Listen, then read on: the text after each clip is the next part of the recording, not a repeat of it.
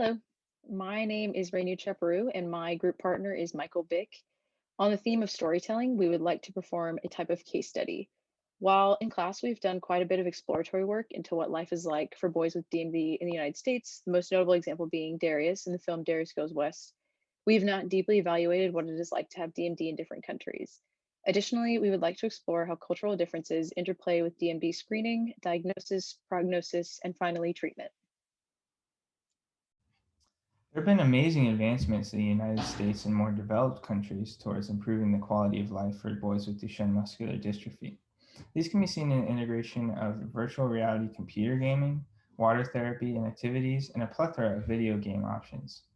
However, it is important to note that not all these luxuries are afforded globally.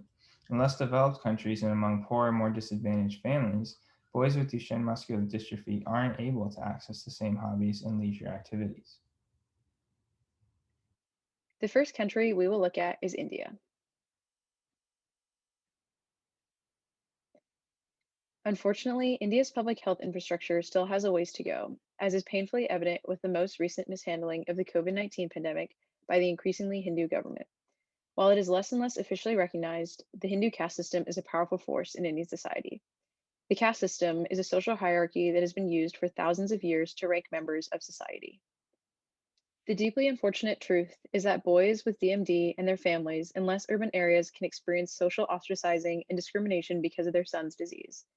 Within this caste system, boys with DMD and their families would be in the lowest caste because of their disability, especially because rural India still operates on agricultural and subsistence farming lifestyles. Having a son with DMD can often bear a heavy burden on poor farming families. Usually, boys in India are diagnosed around age 5, which is slightly later than some developed Western countries. While there is no confirmed reason for this, it has been suspected that this is due to low public health informancy, low literacy, and lack of access to medical facilities and trained neurologists, especially in non urban environments. The next country we'll take a look at is Mexico. Similarly to India, Mexico's healthcare system does not adequately address the needs of its citizens, and this is clearly seen in the case of Duchenne muscular dystrophy. Compared to developed countries like the United States, there is a significant delay in time to diagnosis of Duchenne muscular dystrophy. There's less awareness of DMD among clinicians and families, and there's a lack of availability for protein assays like the creatine kinase test, resulting in much more time passing before families notice symptoms and clinicians make the final diagnosis. Furthermore, DMD is often misdiagnosed as flat feet, further delaying diagnosis. Since healthcare needs outweigh the capacity of Mexico's healthcare system, these needs are often met by nonprofit organizations like Enlace. While it's encouraging to see these people helping many families in Mexico, with limited wherewithal and government support, it's difficult to advance standardized clinical practice. For instance, the diagnosis classification for DMD is simply broken down into possible, probable, or definite. Due to this crude system, steroid treatments is minimal, with only around one third of patients participating in the treatment option. Additionally, there's no newborn genetic screening. There's not much difference between the age of diagnosis for children with a family history of DMD compared with sporadic cases. This is compounded by the stigma behind medical disorders in Mexico. Finally, the life expectancy of DMD patients is 6 years less than that in developed countries, and this is likely attributable to the fact that many patients are not on corticosteroids and there are poor healthcare and sanitation standards in Mexico.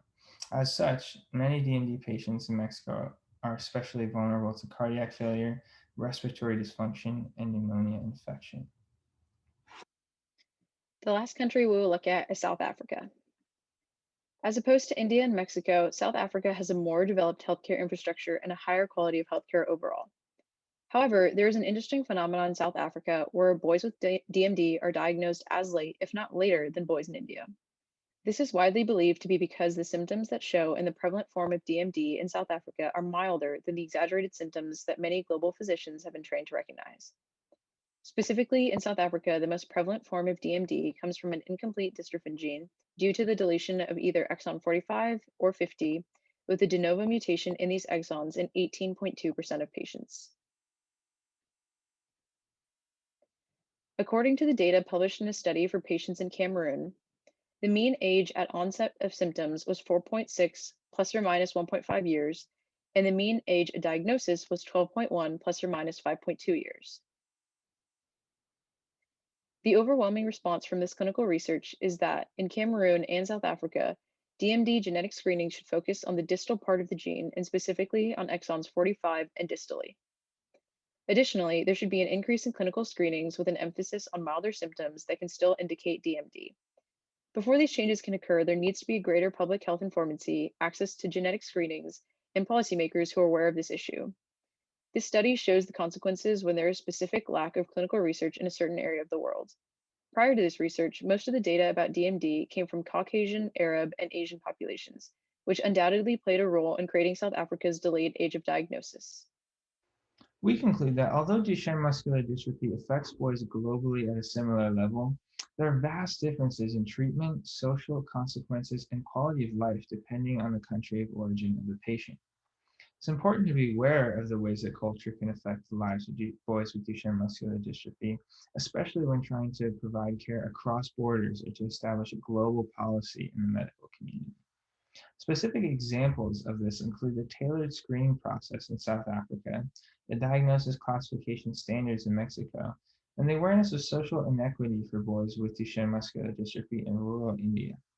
We believe greater awareness and understanding of these differences will greatly improve the global effort toward treating and curing Duchenne muscular dystrophy. Thank you for listening.